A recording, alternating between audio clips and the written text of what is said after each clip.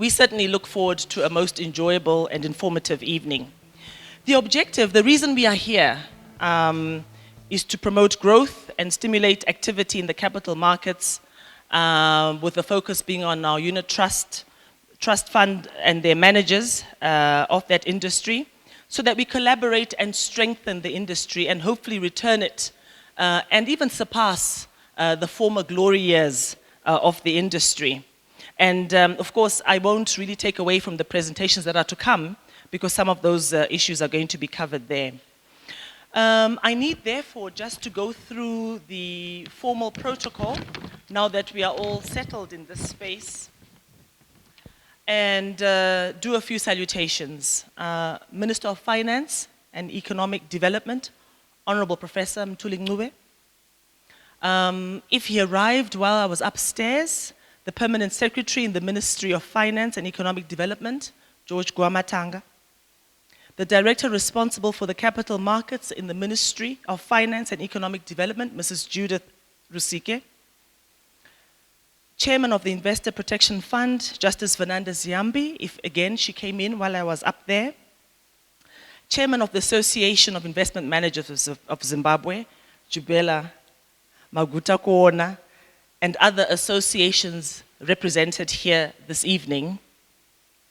Commissioners of SEC, other members of the board of the IPF, our partners in the financial inclusion mandate, namely Reserve Bank of Zimbabwe and the Insurance and Pensions Commission, our chief executive, Tafadzwa Chinamo, Owen Namusi, who is representing Interlego. There will be guests joining us via the various digital platforms. The media fraternity and sorority is here. Colleagues, ladies and gentlemen, it's a privilege and honor to be directing the ceremony this evening, but without further ado, I wish to invite Tafadzwa Chinamo, the SEC CEO, to make his remarks. Sound guys are on standby to make adjustments to the mic. If you need this roving mic, you're happy to and free to use it.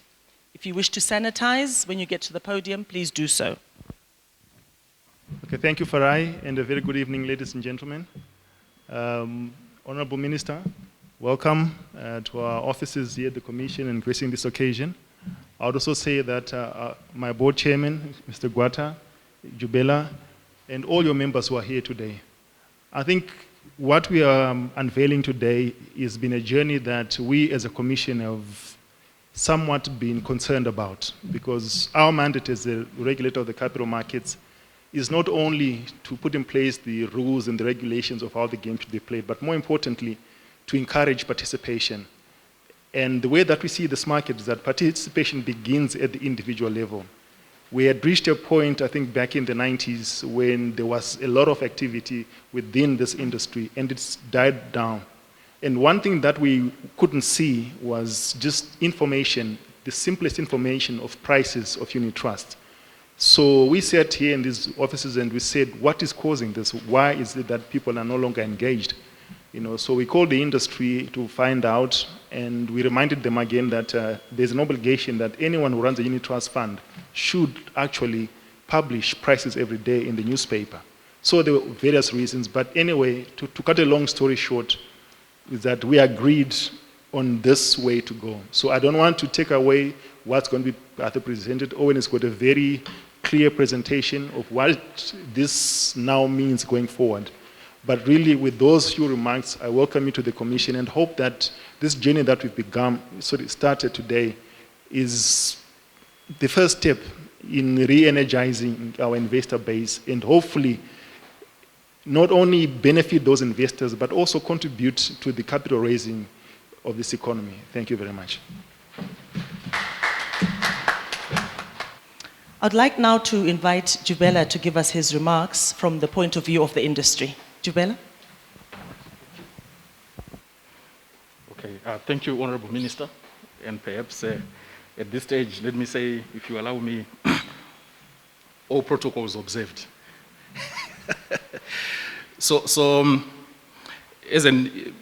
the investment management industry in general, and in particular the unit trust market, We were very, very excited when SEC reached out to us and said, we want to partner you in the process of ensuring that we relaunch what used to happen before, where we have to provide information to the market, because the information is the base upon which investment decisions are made. You cannot make any investment decisions without information which you then have to analyze.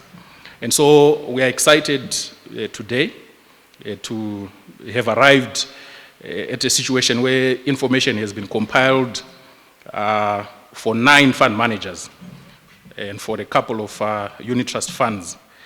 And Honorable Minister, you will be able to see information on returns. And let me say, in my competitive spirit, my fund is one of the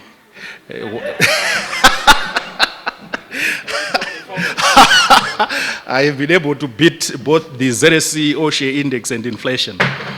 But there's just 3 issues I want to quickly mention. The first issue, Honorable Minister, is to celebrate the stability that we have been able to achieve in the macro issues, the macro variables. Why is this important to us? Because the macro issues is the underlay over which we place investment portfolios. So without those fundamental issues being taken care of, investments can be a very nightmarish industry. And so let me celebrate with you on that. There's obviously animated debate in the market, which I may have to open a small window for you to see, about the durability of that stability. And so it is an appeal we are making as an industry to you to ensure that that durability is placed in the marketplace. The second issue, Honorable Minister, is that as a market, because of what has been happening to inflation and all that, we were increasingly facing a narrowing investment universe. Investments in plain vanilla fixed income instruments, because of inflation, because of the situation where you will be generating negative real returns, they have become extremely unattractive, limiting the universe. So perhaps with this stability, I may put it across to you to look at introducing inflation-linked instruments, in the market, to just encourage the draw-up of, investments into that place. Immediately, you start to see the fixed income market expanding and a lot of interest coming into that. And so perhaps it is an issue that I put before you to look at. The third issue I want to quickly mention and appeal to you is the issue of taxation. Honorable Minister, if you are creating or looking to create a collective investment scheme outside of the listed equities and money market instruments, you face 4 layers of taxation. You have to pay income tax on your fund, you have to pay dividend tax when you distribute money, you have to pay capital gains tax if you decide to sell the underlying asset, and you also have to pay, your investors have to pay capital gains tax when they decide to actually exit out of a unit trust fund. And so we've got a beautiful piece of legislation, which, by the way, we must thank you for bringing it to the markets, the statutory instrument 240 of 2019, which expanded the list of investment securities under the Collective Investment Schemes Act. We've got that beautiful piece of legislation which we cannot at this stage operationalize or put to good use because of the onerous taxation framework that is in place. So we have put together a paper that you have been able to point me to the right person. So I have submitted our budget paper in terms of you looking at how we can deal with those issues, and then encourage. Yes, Mrs. I've already submitted our document, and we look forward to seeing some of our recommendations in the upcoming budget documents. I think with those few remarks, in the interest of time, I will have to leave it at this. Thank you, Honorable Minister. Thank you very much, Jubela. Short to the point and quite impassioned. And I'm sure the minister will be looking at the durability of the stability. I'd like to invite Owen to get ready to make his presentation. So that inception date will obviously give a sense of, the institutional experience, as it were, for a particular fund and fund manager. And then we also have your bid and offer unit prices. So these will give a sense to the investing public of what the cost of the units may be in terms of whether you want to purchase units of a particular fund or you want to actually sell and offload your units. And then we look at your aggregate fund size. So different funds are at different fund sizes. The older funds, you'd probably find that they are significantly bigger than the more recent ones. And then we have your minimum investment amounts. I think obviously many of the fund managers basically have flexibility when it comes to this particular metric. And then your minimum investment period. Naturally, you want to give an investment manager time to really work out his strategy so that you achieve the return objective for that particular fund. So these are the basics that we will cover in terms of the information for the basic funds. So I'm just going to give you a brief snapshot of what the publication looks like. So you can see we identify the asset manager, the fund name, the inception date, as I mentioned, the bid prices, the offer prices, and the fund size. And pretty much all the asset managers and their respective funds, we will cover this information in the monthly publication. And then if you look at the fixed income side of things, again, the asset manager, the fund name, the inception date, the bid price, the offer, and the fund size. Somewhat. Yeah. Money market mostly, yeah.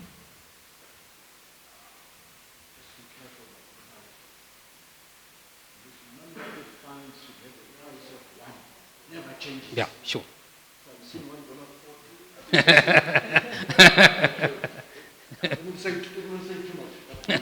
Yeah, sure. Certainly. So, in a nutshell, this is what we want to, because remember our target market really here is your ordinary investor, the man on the street. So we want to keep this information as simple as possible for investors to really understand that, okay, for an investor that has already purchased units in a particular fund, they'll be able to pretty much track their investment through this publication. Sure.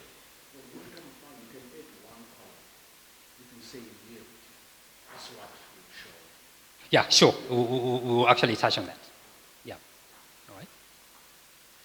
And then in terms of the return measurements, obviously this is the gist of the numbers, as it were.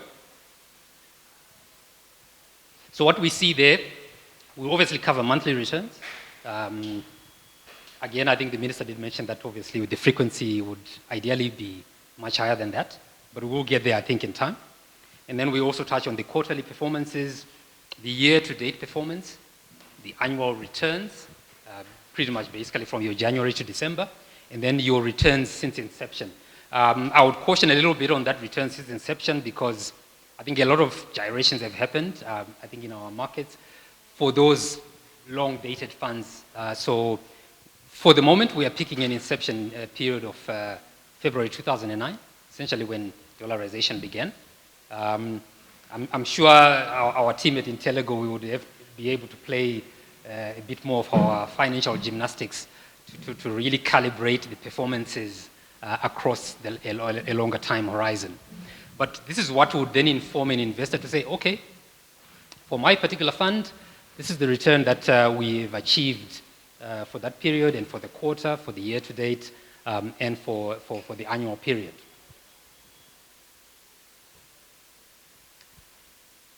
So here, again, I've a couple of snapshots in terms of just how those numbers will look. So we have just a few examples there in terms of the fund managers and their funds.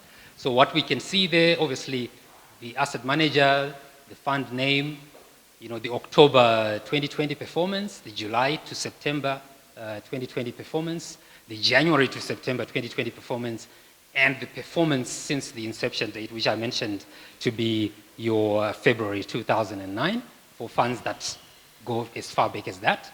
And then again, for the fixed income side, as you can see, your asset manager, again, your fund name, your inception date, and the current yield for that particular fund.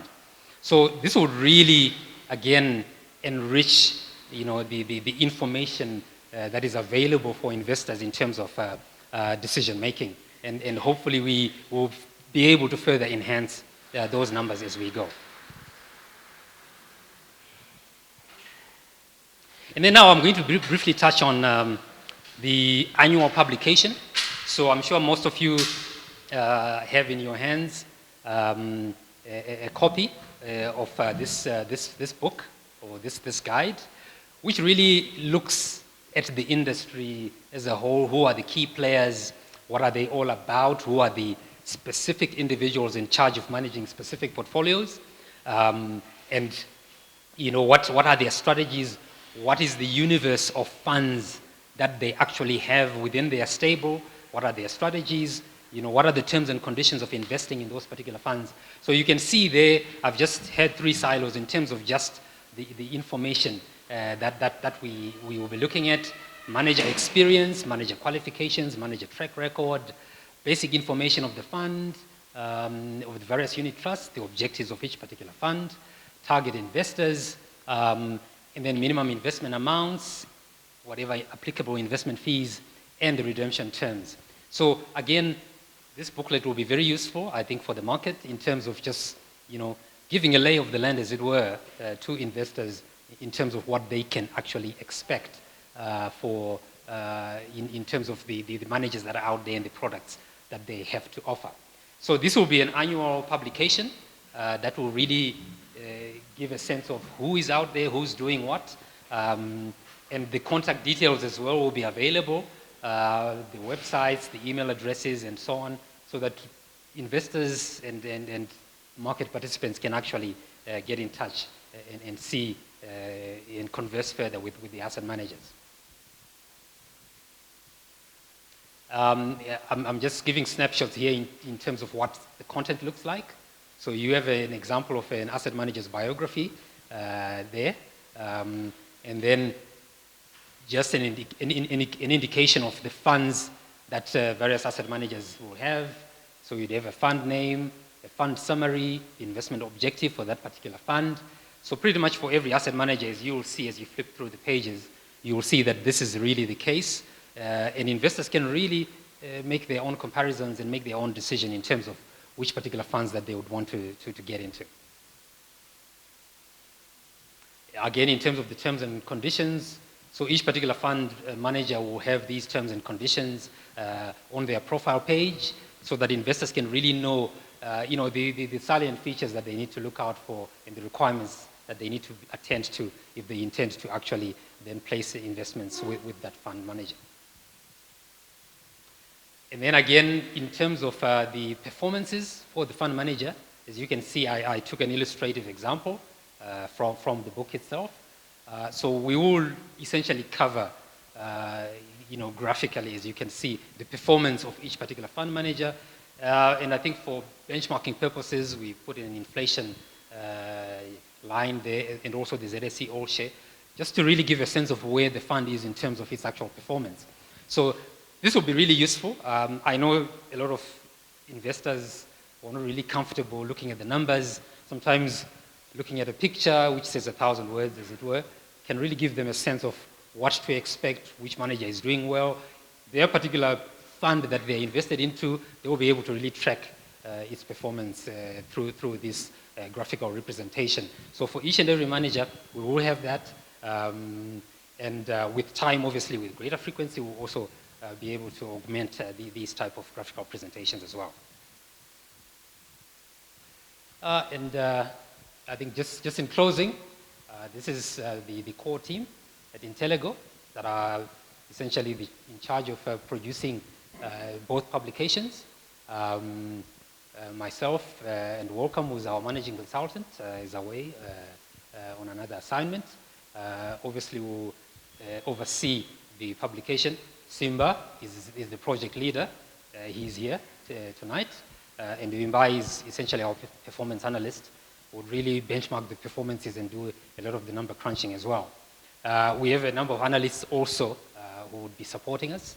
And I think we certainly hope to do justice to this publication with time, improve on its quality and the usefulness of the information that we can give.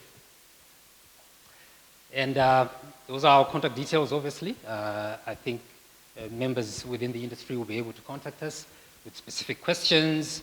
And we really welcome input from the industry. I think we have a lot of competent players within this market who can really add to the quality of the information that we have. So if there are players out there who would want to add more to these publications, comments and suggestions are very welcome, and we will certainly take them on board. Having said that, that really is in summary our presentation. Ladies and gentlemen, thank you, I think, for your attention. I think obviously we can continue the conversation even beyond today's ceremony as we really try to assist each other to take these publications to the next level and really resuscitate this industry. I know, Minister, we had a chat and you said we once were the second most active unit trust market behind South Africa a while back. I certainly hope that if we put our heads together and we really work on this, this is something that we can not just restore ourselves to, but actually even surpass as we improve the quality of the information and the products that are out there. Thank you, ladies and gentlemen. Thank you.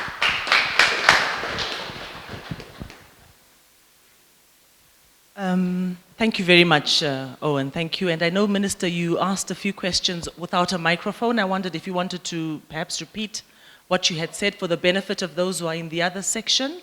And also, we can probably take questions more broadly. No, my question was on the pricing of the money market funds, that ideally you want the price of a money market fund is always one, it never changes. Back to the classroom, you know why?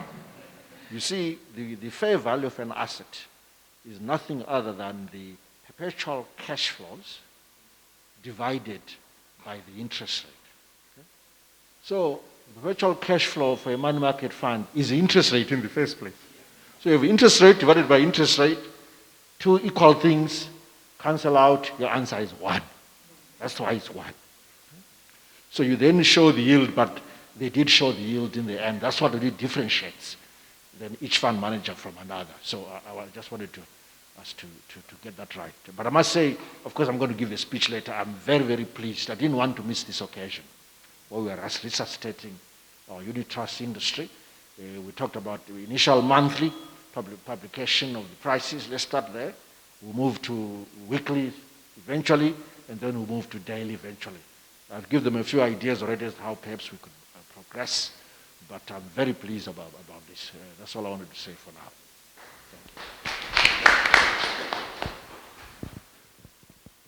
Thank you very much, Minister. And I should just say that I was worried when I gave you the microphone because one of the issues we had a laugh with Owen earlier was that, you know, you can't dress like this when the minister is coming. You're going to upstage him.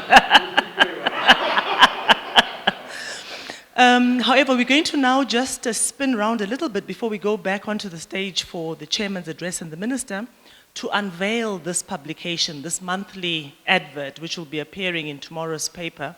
And I'll ask Hilgard, perhaps with your delicate fingers and knowing how we set up, for you to assist with that unveiling.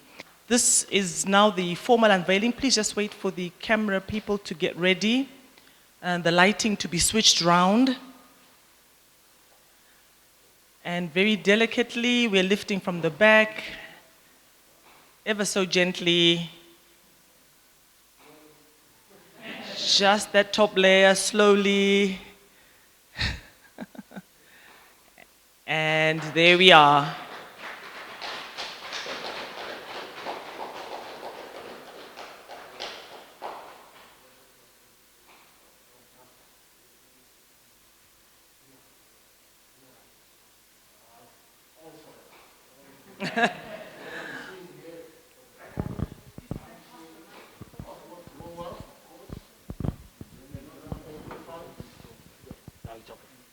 then I see aggressive funds, I see balance funds, I see specialized funds, property funds, we have more, and then fixed income funds and so forth. That's pretty clear.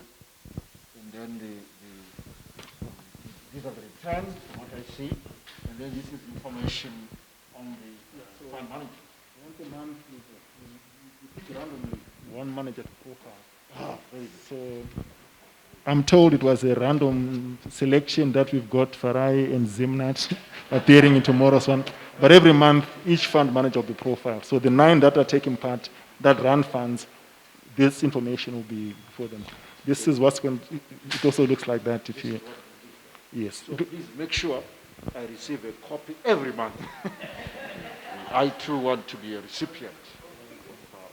So, thank you very much for that segment, and I think each of you now will have received a copy of this freshly minted publication, which Owen so kindly took us through. Congratulations to Interlego. At this juncture, we'd like to invite the chairman of SEC, Commissioner Livingston Gwata, to deliver his remarks, after which he will then invite the Honorable Minister, Professor Ngube, to deliver his remarks to us. Thank you. Thank you, Farai. Okay, the Minister of Finance and Economic Development, Honorable Professor Mthuli Ngube, distinguished guests, distinguished government officials, ladies and gentlemen, all protocol observed.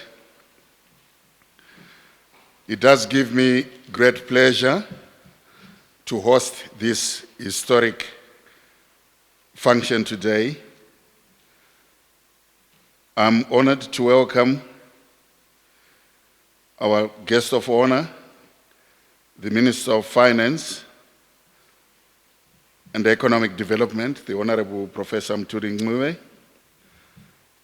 I take the pleasure in presenting to you the ecosystem in whose hands 538 million Zimbabwe dollars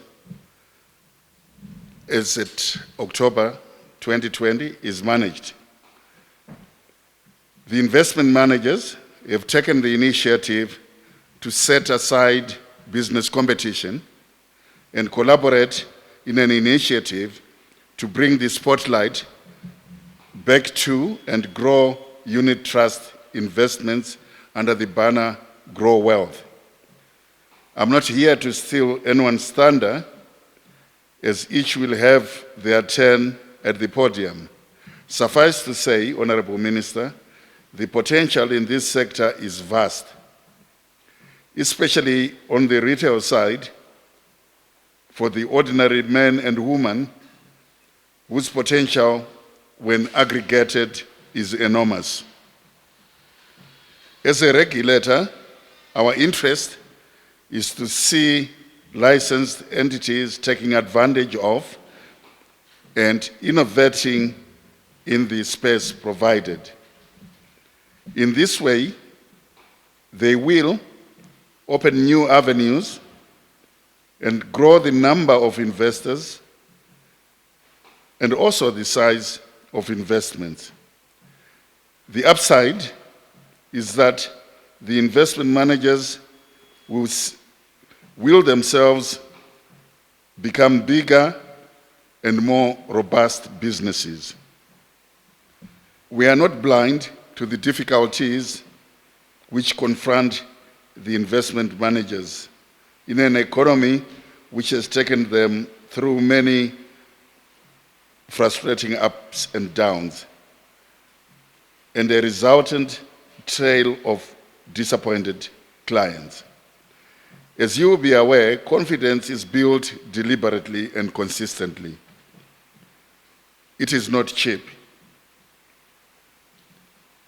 When confidence is dented, it takes years to restore.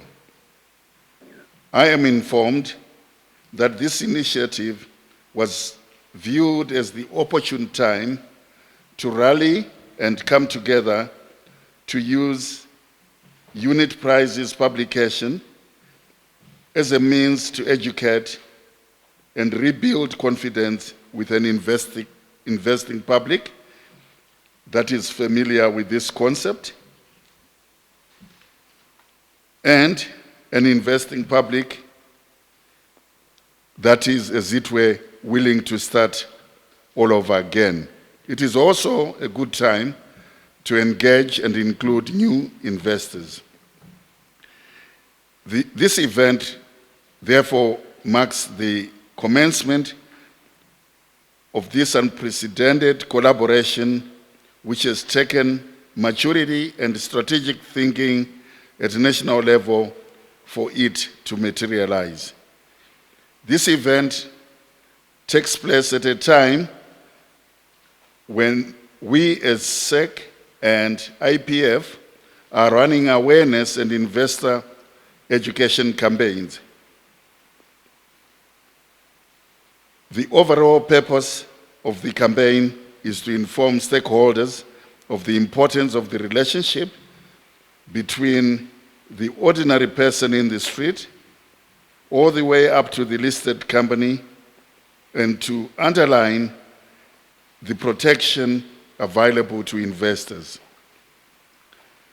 After your address, Honorable Minister, well, we're going to ask you to, to help us unveil that, and I'm glad you have already done that.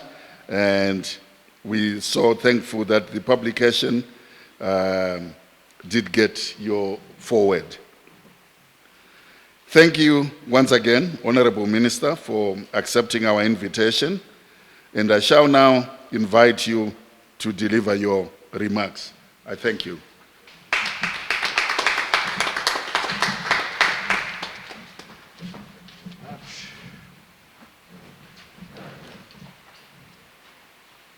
Colleagues, once again, good evening.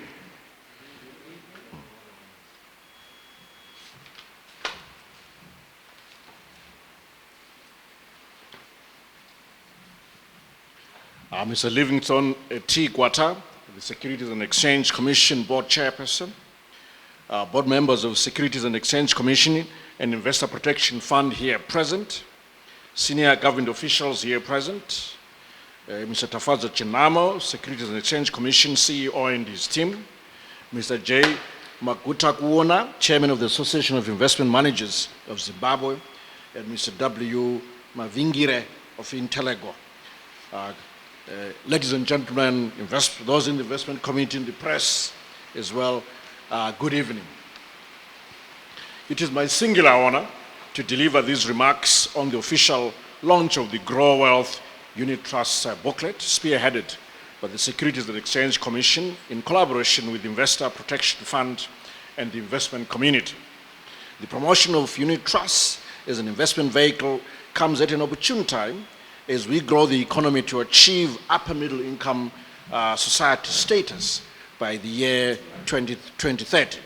Colleagues, as you all know, the concept of unit trust entails pooling of funds on behalf of a large number of investors, and each investor buying a certain number of units in the total fund, representing their proportional investment from selected shares listed on the stock exchanges, as well as money market instruments.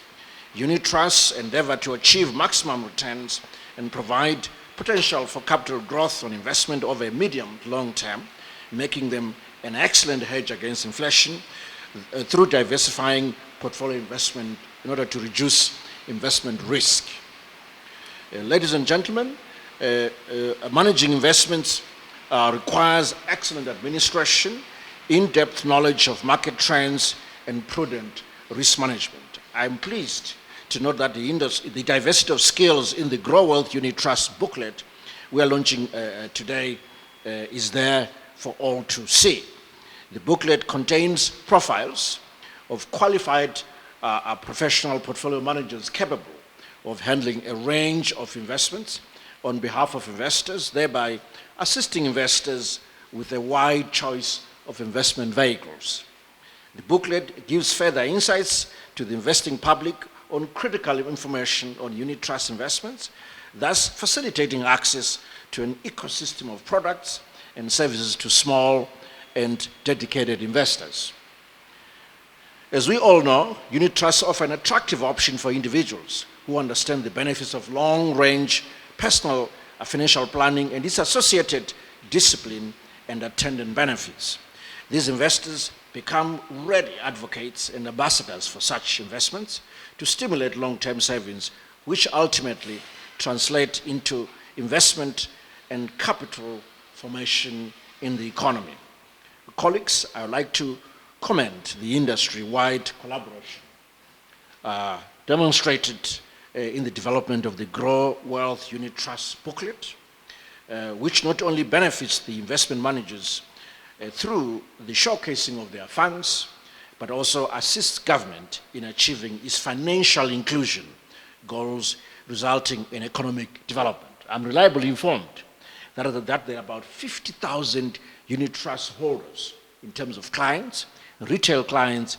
Truly, that's the beginning and the epitomization of financial inclusion. Let me also appreciate the role played by the regulator in ensuring the protection of investments and transparency in the trading of securities. I'm informed that the Association of Investment Managers of Zimbabwe secured the services of a licensed investment advisory firm, Interlego, that we're listening to ensure the publication of accurate and relevant unit trust information. Interlego received raw data from the unit trust managers, analyzed the data, and profiled unit trust management firms to inform investors of this investment vehicle. Your contribution is highly valued. Finally, this booklet plays a critical role in our collective efforts to rebuild investor confidence and thus contribute to the national economic agenda through mobilization of household savings and capital towards the productive sector. With these few remarks, I declare the GroWealth Unit Trust booklet officially launched. I thank you.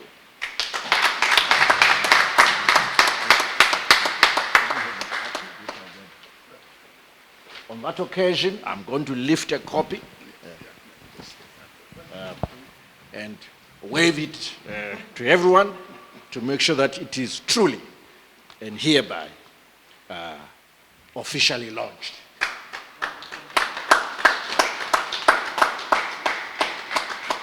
Thank you.